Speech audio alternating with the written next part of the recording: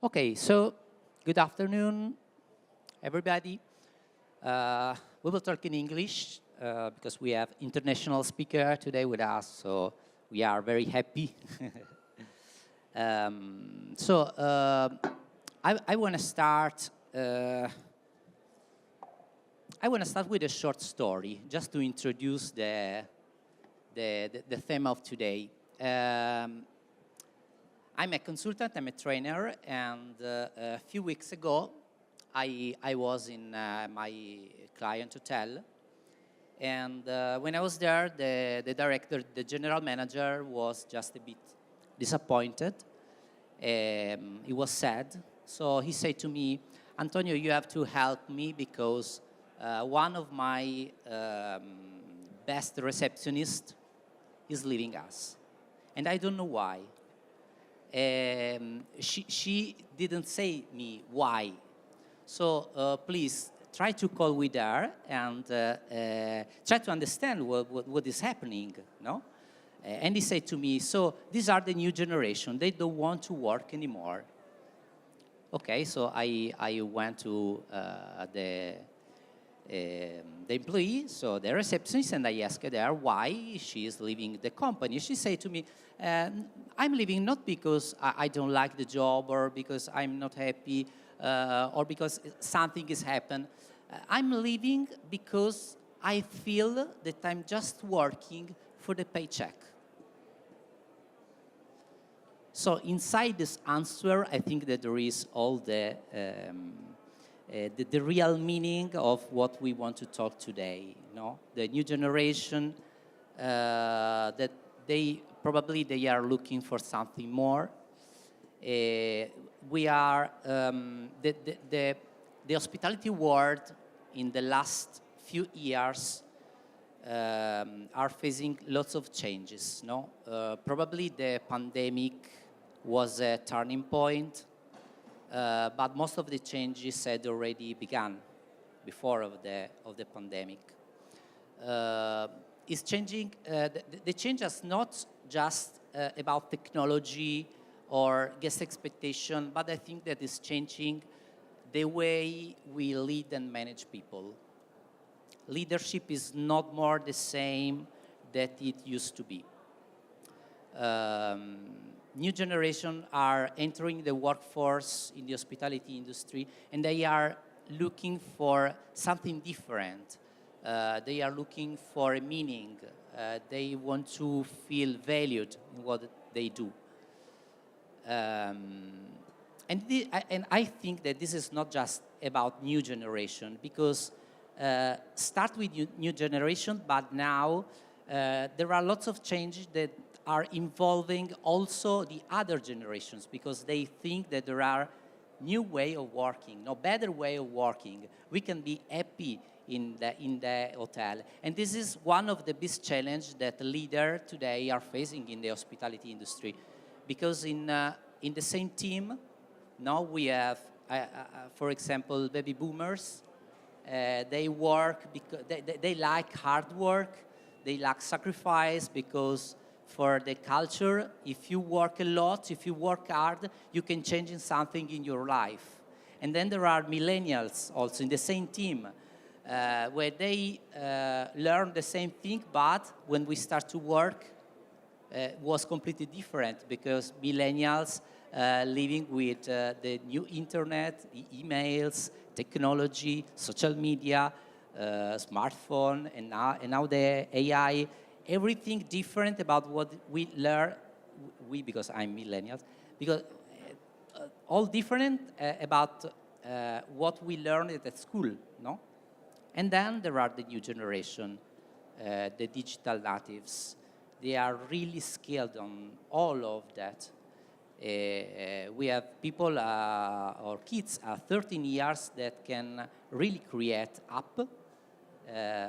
They know how to use social media. They know how to use everything. What they are struggling to now today is probably the connection and the meaning of what they are doing.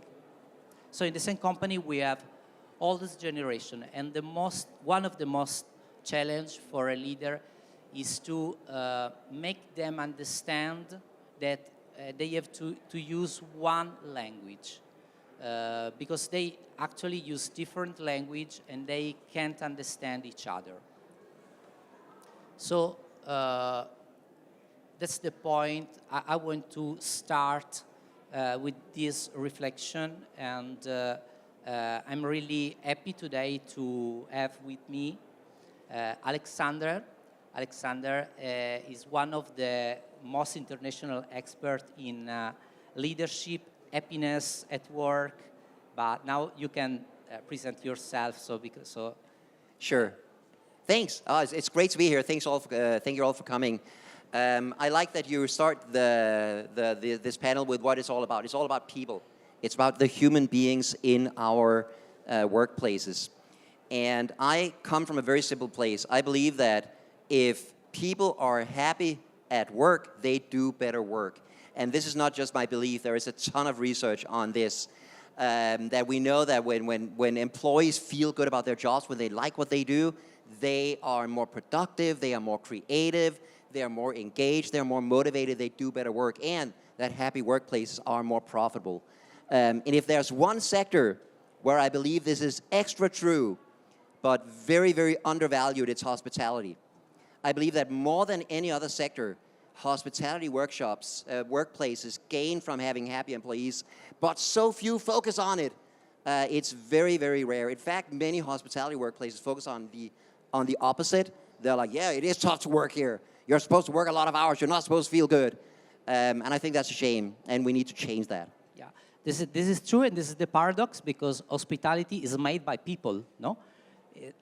Guests are people, employee are people. Yes, and while we have a huge focus on the guest experience, and we want to create a good guest experience, and we measure it with guest experience surveys, that kind of thing, many hospitality workplaces forget to do the same thing for the employees. Just an example of the opposite. I've done a lot of work for IKEA. I know that's not exactly hospitality, even though you come in and it does look like a hotel room. But they said very clearly that if we want to create a good customer experience, we can only do that if we create a good employee experience. And that's why they hired us to train them on how to do that. Right. And that's the work I've been doing for the last, holy crap, almost 25 years now, teaching workplaces all over the world how to be happy and why that makes them more productive. Yeah, right. So I want to go straight to the point, not to the question of today. So what happiness means for you, and why it matters in works in hospitality? Yes. So there are many different definitions, and some people talk a lot about job satisfaction. I don't think that's very interesting. I think we talk about happiness at work, and happiness at work is how you feel about your job. When you're at work, how does that make you feel? Are you typically at work feeling positive emotions like, you feel happy to be there, you feel appreciated, you feel interested in the work you do, you feel proud of the work you do? Or are you often at work feeling negative emotions like stress, fear, anger, burnout? So it really is about work. How does work make you feel? And what we know from the research is that happy workplaces make more money. This is true in every industry because for many reasons, including employee turnover. We know that when employees feel good about their jobs, they stay in their jobs longer, and you can save a ton of money on recruiting and training costs. And I know that hospitality workplaces can have super high employee turnover. I talked to a hotel in the US that had an employee turnover rate of 60%. Like every year they had to replace over half of their employees. That is insane. Whereas good hospitality workplaces can have an employee turnover rate of like 10%. Absenteeism. If people feel good about their jobs, they're less sick. And I know that in unhappy workplaces, you can have an absenteeism rate of 20%. Every day, 20% of your employees are out sick. That is insane. So this is true in every workplace, but specifically for hospitality. We know that when employees are happy, they make the guests happy. This is not exactly rocket science. If an employee, if your receptionist loves their job, they're going to be in a good mood, they're going to connect with every guest that comes to them, they're going to go the extra mile for the guests, they're going to give them a really good experience that day. On the other hand, if your receptionist hates their job, hates their manager, hates what they do, believes it's meaningless, I mean, guests are going to feel that. They're going to notice that. And it's impossible to consistently create a good guest experience if your employees hate their jobs. So specifically in hospitality, where employees are in close contact with the guests, with the customers, that makes it extra important that employees are happy at work. Very, very good. Thank you, Sandro. And with us we have also Sandro. Alex, Sandro. Alex, Sandro, yes. Sandro he has a background in Italian and American background, and is professor in chair at the leadership program at the University of Florida, right? So, can you present yourself? Yeah. FIU, Florida International University, is the 4th largest university in the US. And within the hospitality department, we have decided to develop a specific program, undergraduate program, in positive leadership, which is a big deal. And so I am responsible for courses such as emotional intelligence in the hospitality industry, managing self and others in hospitality industry, positive leadership, positive organizations. So obviously there is interest in these specific topics here, but not only that. And Alexander really is the one who started the process, but we offer the certification in Chief Happiness Officer.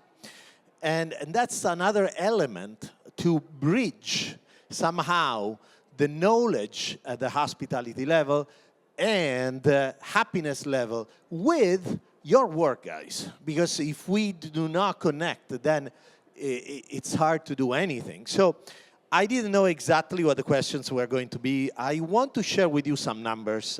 And also, I would love to share with you some practical tools so that you can go home and test them, and maybe you are able to let us know something. And let me share with you, for example, what Alexander was talking about. This is, when people, and forgive me, I need to stand up because I am, I have this energy that, so for example, in this case, when people say happiness, what is it, and is it a science? Look, this is the first academic article. It was 100 years ago. Scientists started collecting data 100 years ago. This place, they were building bulbs, okay? Bulbs. And a bunch of researchers went there, and they looked at people and how to make more productive this process of making bulbs, light bulbs, okay? Like those. And the interesting thing is that they were changing the chairs, the lighting, the colors, the desks, and these employees were performing better. No matter what they were changing, they were performing better. When the researchers left, then the performance went down. And so researchers were confused because they said, how is it possible that when the researchers were here, they were more productive employees, but when they left, they were not. So it doesn't depend by the type of chair or the color, no, it actually depends on something else. So they started asking employees, and employees said that.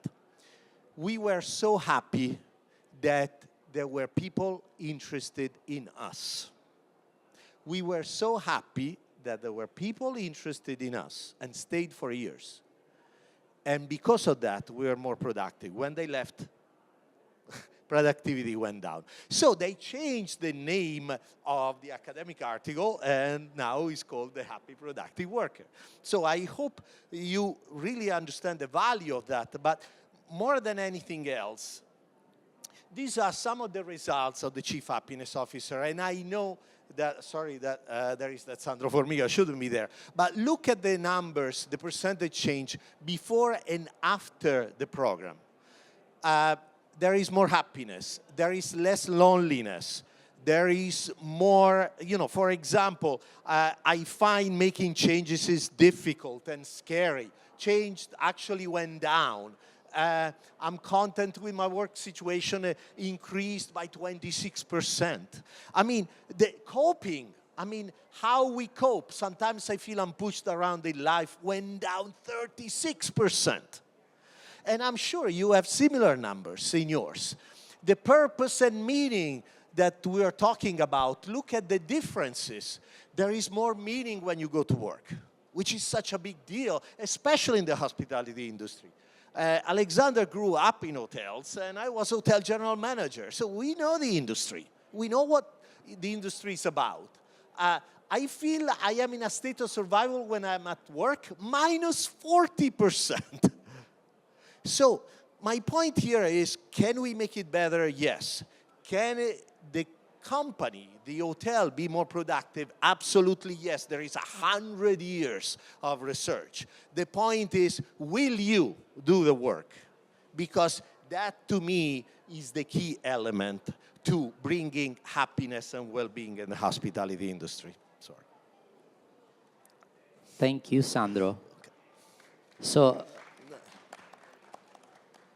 we can say that are not just words, no? That we say. We can see that there is a strict connection between happiness and productivity. So, okay, we have to talk about that also with most of property or GM or director, no, in hotel, and we will probably have to try to say them that control and command probably is not the only way to manage an hotel or restaurant. So very, very interesting. Sandro, I want to stay with you, and I have another question about wellness and about happiness also, no, in the work. So in a such fast changing, no, that we are facing now, how can a hotel, restaurant, or a company in the tourism industry can attract and engage new talent? Yeah, this is a big deal, but when I see those training programs in retaining and attracting new talent, let's start from the hiring process. Now, how is it possible that I have done a significant amount of work in the hospitality industry in Italy as well as in the US, and when I ask the hotel general manager, do you have a map of the needs, the psychological needs of your employees? And they say, what are you talking about? And I tell them, how can you not know the reason why people are working with you and for you? Let me explain to you what it is. We all have needs that we need to meet. As a matter of fact, I have a need to share, and I'm here. Otherwise, I wouldn't be here in the first place. You have a need maybe to learn or to learn something interesting about happiness and well-being, and you are here. Now, there are employees who are at work because they have a need for connection, for clear communication. They have a need for support. They have a need for appreciation. They have a need for play. They have a need for growth. They don't know.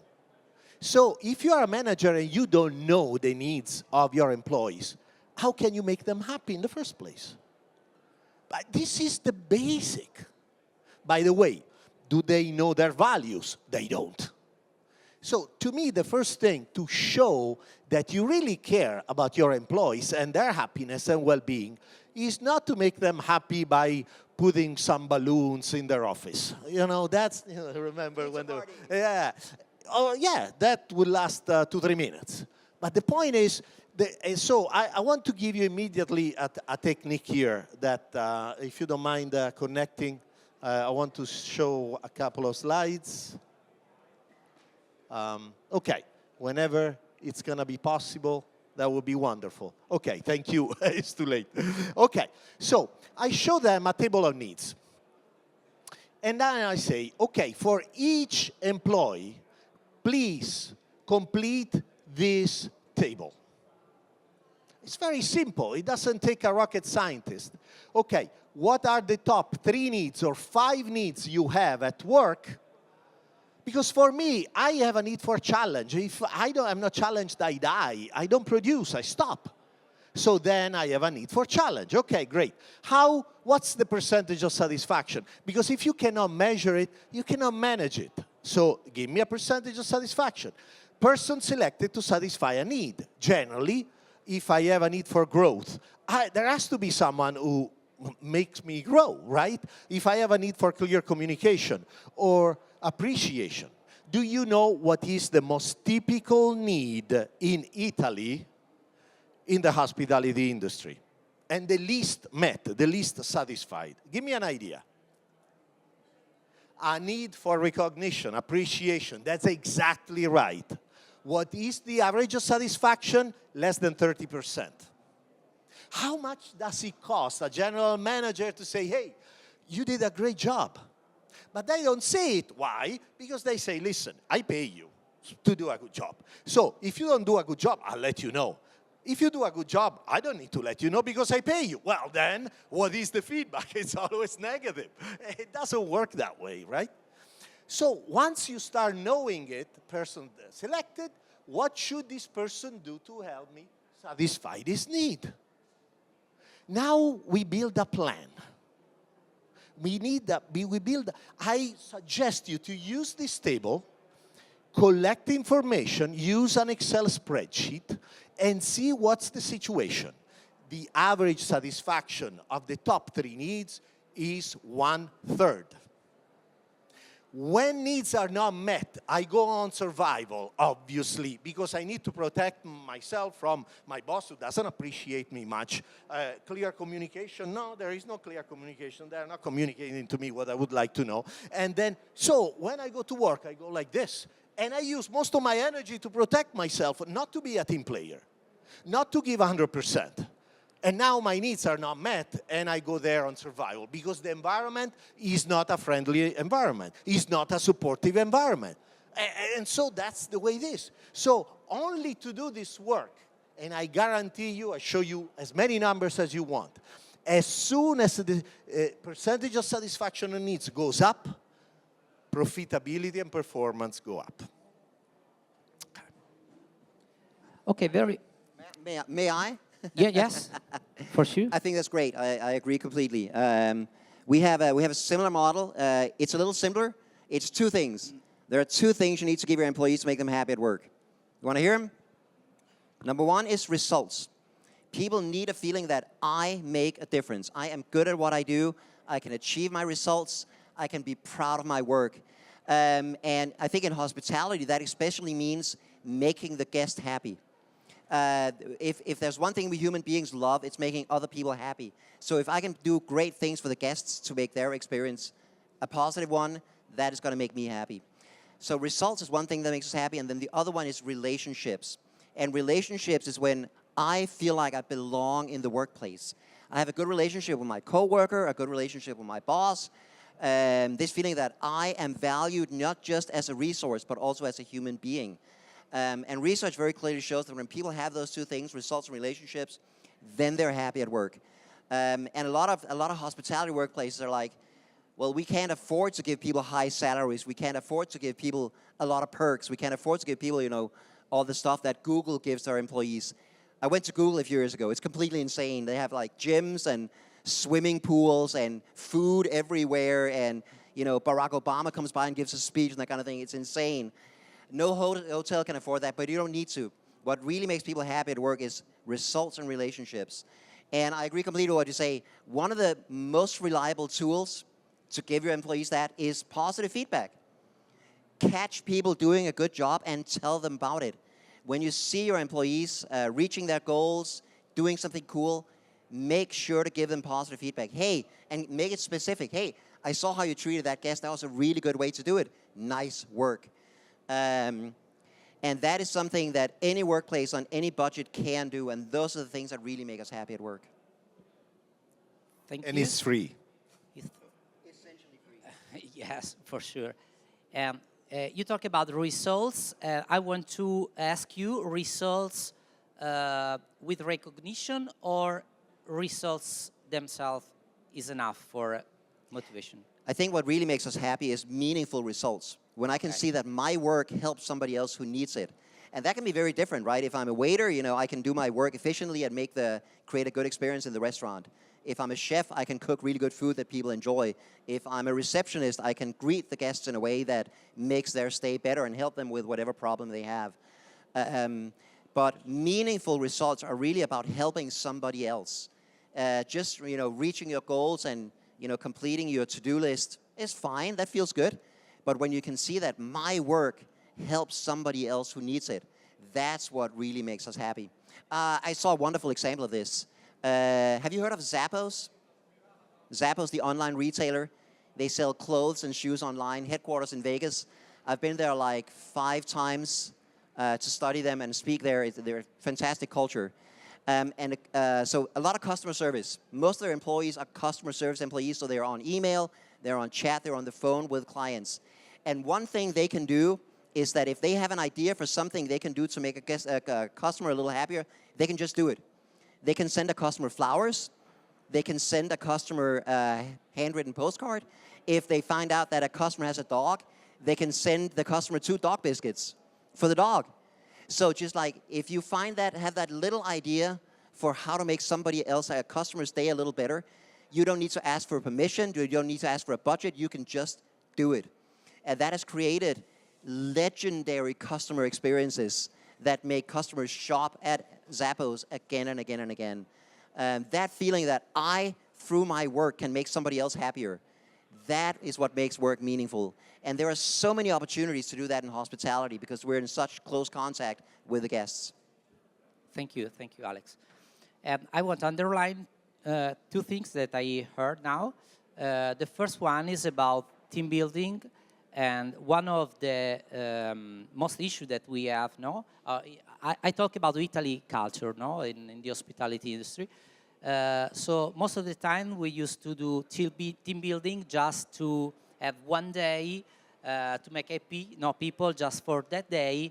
And then as a leader, as a manager, I'm happy for that, okay? So what I say most of the time is stop doing team building and start building team, because team building is, of course, is a good thing to do, but you have to insert team building in a process of growth that you are doing in your team. So it means listening, that is really important for the team leader, is training for the team leader, is value, is recognition, attention for results, goals, and so on.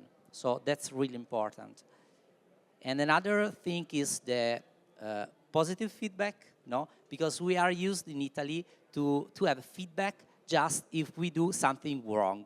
So the improvement feedback, we used to do improvement feedback every day, every minute, with all the people that we know. But when we have to do or to something, to do a motivational feedback, we are really, really in struggle, because we think that if you say that you are good at job, probably you stop of doing better tomorrow, the day after, and so. And research shows it's the opposite. There's a ton of research on positive feedback that shows that it makes people happier, but also more productive, more creative, and less stressed. So positive feedback has a ton of positive effects. Of course. I have another question for you. In your experience, what are some challenges that make people in the workplace unhappy? In any workplace or specifically in hospitality? In your experience, if you have an example for hospitality, of course. I think if we want to look specifically at hospitality, I mean, one thing is bad management, right? If the bosses suck, people are going to hate their jobs. That's just the way it is. If the bosses are tough, command and control, people are going to be unhappy at work. And sadly, one of the challenges in hospitality workplaces is that this has been the culture for a very long time. There's a documentary about Gordon Ramsay when he opened his first restaurant in London. Have you seen that? He is a terrible, terrible boss. At one point, a waiter is about to serve food, and he notices that the waiter has a cut on his hand. He's wearing a blue Band-Aid. And he yells at this waiter, "You idiot! Why are you wearing a blue Band-Aid? You should wear a flesh-colored Band-Aid. What the hell is wrong with you? Go home and change it." Like, over a small mistake, he yells at this person for a minute. Why was Gordon Ramsay like that? Because when he trained to be a chef, he was his boss was Marco Pierre White, who was the same way. So there is this tradition in hospitality workshops, in workplaces, of terrible leadership, of command and control, of yelling at people. So that's definitely one challenge. Another challenge in hospitality in many workplaces is constant levels of stress. And this is especially prevalent in hospitality because, like, in hotels, we're always on. It's like there are guests in the hotel 24 hours a day, hopefully. So there's that constant level of stress. And then the final challenge, I think, for hospitality workplaces is the tyranny of TripAdvisor. It's, you know, the guests who are never happy no matter what you do. And if you don't fix it and give them a discount, they will leave a bad review on TripAdvisor. And what often happens is that, you know, the guest will demand something and the employees will be like, "Well, that's not policy, I can't do that." And the guest will demand to see the manager, and the manager will just overrule the employees. And the employees hate that. They see that as a betrayal. So you really got to start putting your employees first and enhancing their experience so they can enhance the guest experience. But really, it all starts with the managers and training them to be good managers. And this is not hard. There are simple things you can do as a manager to make your staff happy. And if you do them, it works. And most managers can learn that. Some cannot. And you need to fire those managers. Yes. I can say that in Italy, in the last year, probably Google reviews are supering the TripAdvisor Okay, and that's where we are now. making stress on the property more than on employee. Yeah. Okay. Thank you, Sandro. What do you think about it? Okay, let me give you an example. I was doing some consulting and training for a hotel, Louis Vuitton hotel in Italy, very well known, in Sardinia. And they basically changed management, and they had 183 employees, 4 generations. Now, when we talk about 4 generations, and I want to bring up this article that I published with a friend of mine, a colleague at La Sapienza University, we looked at what's going on, what are the problems in the hospitality industry. As a matter of fact, if you look at the Great Resignation, Quiet Quitting, this is the one that is most actually cited, even in journals of medicine or other fields, because you know, it is an issue, but we don't talk about it. And so we found out that there are 3 reasons why people are not happy in the hospitality industry. And the first, again, it's a failure to recognize performance, feeling disrespected, and we talked about it. And so we worked on needs fulfillment, which is exactly the table I gave you, okay? Then the second point is the toxic culture, exactly what Alexander was talking about, the bad boss. And so here we need to work on value alignment. What is important to me? Can I craft? Now, I don't know if you are familiar with the concept of job crafting. If you are not, please contact me. I'll send you a bunch of stuff. I'm happy to do it for you. But sculpt your job based on your values. Sculpt your job based on your talents. We can do it. And when we do it, we are performing better. Okay? So then the third point is lack of professional fulfillment. Meaning. We are talking about meaning again. I don't want to go just for the money. I want to be fulfilled. I know I can leave a mark. And this will last for generations, possibly. When I will be gone from the hotel, one of the positive actions that we can take is actually to do something that will be long-lasting, will last more than my position. So in this hotel, Cheval Blanc Hotel, basically they had 4 generations at work. One group was working at the hotel for 20 years, one group completely new. Do you understand that if you don't understand people, I don't care about how much hard skills you have. You can't manage them. They were going from 68 to 19. And some were not even speaking in Italian or French, or because the management was French, the ownership was from the Middle East. We need someone who really understands how to make people feel happy in these places. And these elements are universal. Needs are universal. Values are universal. Purpose. What's your purpose at work? What is the meaning you give to work? They are universal, are the same language. When we start training using these techniques, then these people get together and they work as teams. They don't find there is a contrast or competition. They find cooperation and they learn from each other. And it changes completely the corporate culture.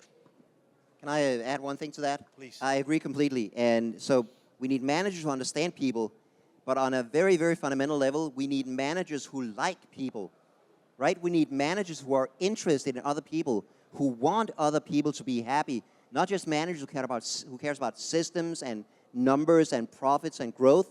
We need managers who care about people. I always say you shouldn't lead other people if you don't like other people. And there are so many leaders out there who embody this. I'm going to recommend a book, one of my favorite business books ever. It's called Everybody Matters by Bob Chapman. And it's basically the story of this CEO who realized that, he had always been focused on only numbers and profits. And suddenly he realizes that, oh my God, this is all about human beings. And every single human being that I lead is affected by my leadership. And I want my leadership to make their lives and their work lives better. And it made his company insanely successful to switch that focus and put people first. I think if you put profits first, then people suffer and then the profits suffer. If you put people first, then you get happier people and better profits. The research clearly shows. Very good point. As I think that profit is a result, not a goal. Yes. The goal are people, the results are the profit. So I like this point of view. Very good point. I want to add something about the culture because I think that is very, very important. And one of the issue that I see every day in the hotels is that they used to blame something. When mistake is done in something. So the first reaction was, who is the responsible? Who did it? Who did that? Okay, I want to know. And this is I think one of the most toxic behavior in the culture, because if people are afraid of doing something because you want to know who is the responsibility of the mistake, so in the long term they stop doing things. We have to protect our team, and to do that we need not just one leader, because leadership, I used to call, I like the terms collective leadership, because especially in a hotel or a restaurant, we have the property or the GM, but then we have lots of team leaders that manage team. And we have to work every day in inspiring culture in the team leader, because they work every day with the employee and they are every day with the final customer. I like this kind of view, so we have to build a very strong team of team leader, work on the training and emotional intelligence, as he said before. So thank you both for... Yeah, and specifically for when things go wrong. I mean, when things are going well, you can give people positive feedback and go to a waiter and say, oh my God, the way you handled that table, that was amazing, well done. But if something goes wrong, you shouldn't just blame people. You can do two things. You can actually celebrate your mistakes. This is something we teach workplaces to do, so that if somebody makes a mistake, they say, yes, I made a mistake. And then you say, here's what I did, here's what I learned, here's what I'm going to do differently next time. And that way people and then we all celebrate. and say, yes, excellent mistake. And that way we can all learn from each other's mistake. If people are, know they'll be punished for a mistake, they will still make mistakes. They'll just hide them or try to blame them on somebody else, which is very, very toxic. So that's one thing you can do. Another thing you can do is something I learned from Southwest Airlines. Have you heard about Southwest Airlines? It's an airline that flies inside the US, 60,000 employees, amazing workplace, or they used to be. Now they got a new CEO and now they suck. It's terrible. But they used to be a great workplace. And one thing they would do is when they had a conflict between teams, they would get two people from those teams together and to talk about it and resolve the conflict. So instead of blaming each other, instead of saying whose fault is it, they're like, what did we learn? What happened? What were the facts? And what are we going to do differently next time? And they found that when they did that, they actually restored the relationship between different professions, like pilots or baggage handlers, and they created even stronger relationships in the future and even better understanding between coworkers going forward. So handling conflict productively is an incredibly important management skill that very few managers learn ever. Very good point. Thank you. Thank you, Alex. Sandro, I have a very good question for you. Something really, really actual, because I want to ask you, in a workplace where a leader have to redesign a work where to put together human, technology, and AI, okay? What do you think is the big challenge for the leader, and what do you suggest to create? The goal is that AI have to amplify, the talent of the people, not replace. So what do you think about, and what do you suggest? Okay. I have seen so many talks about AI, so I don't want to be repetitive because probably you have heard so much. And but I just recently I did a presentation. By the way, I want to make sure that you understand these points. Become vulnerable if you want to apply happiness at work. Vulnerability is, you see, it was supposed to be a problem, okay? Because if you go on Google, vulnerability is a defect, it's something you have to hide. It's the opposite. Look what Harvard Business Review says. So this is the basic point, but I'm getting to AI. And so we talked about needs. Now, let's talk about AI for a second, because there is something interesting that we need to discuss here. I developed this model. I'll give you 3 very practical tools, so just get ready for that. First of all, my students who are finishing up, they will not have the job they thought that they were going to have. Remember that in the United States, when you finish the university, you have spent about $250,000 between fees and cost of living. They will not have their job available for them. Why? Because AI has it. So we need to start working and thinking about our employees, because many of them won't have their job. However, unless we make a shift.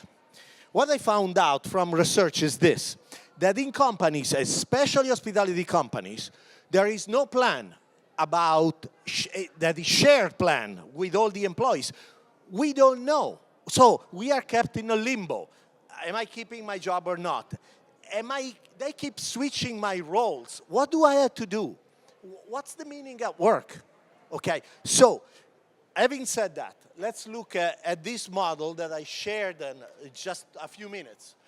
First of all, this is an AI, and H stands for human, flow model. I'm going to share with you 3 very practical tools.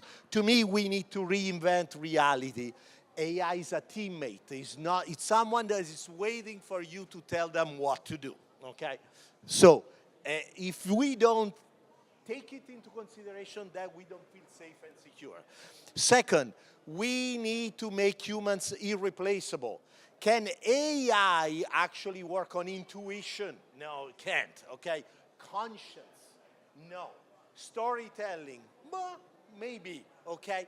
Empathy? Yeah, it says, oh, good job, great point, but then eventually you get tired of that crap because you know it's crap, right?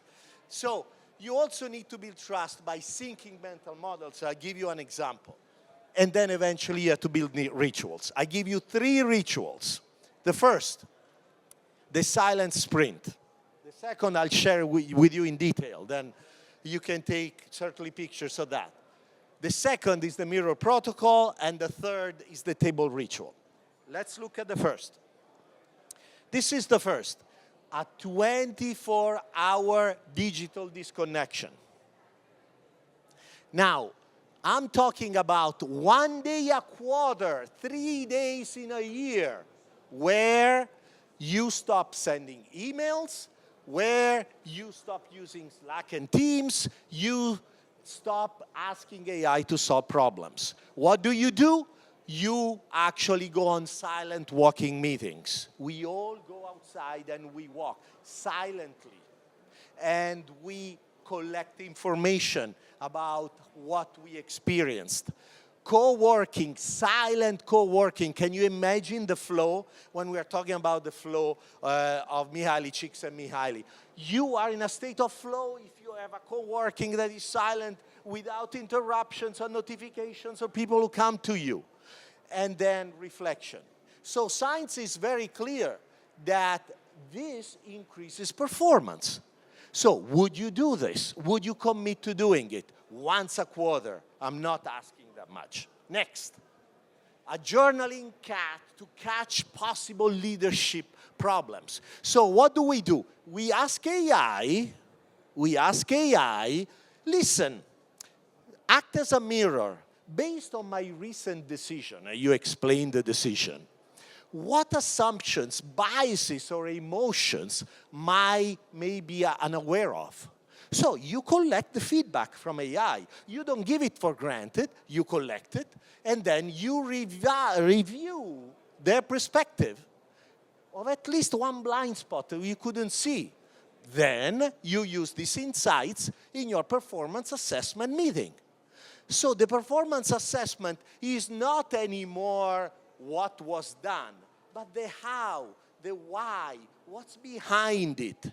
Is the being that is discussed, not the doing only. Because otherwise we don't solve the problem in the first place. We keep focusing on the doing and we miss the root cause. The third, the table ritual. Think about this.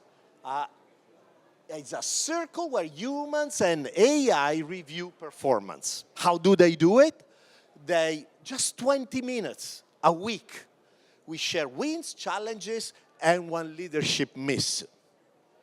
We run AI analysis of productivity or chat patterns of teams. You know, they can follow. AI is very good at following the threads and saying, hey, these chats are repetitive. We have issues here. And then ask, what would an ideal human plus AI team or collaboration would look like next week?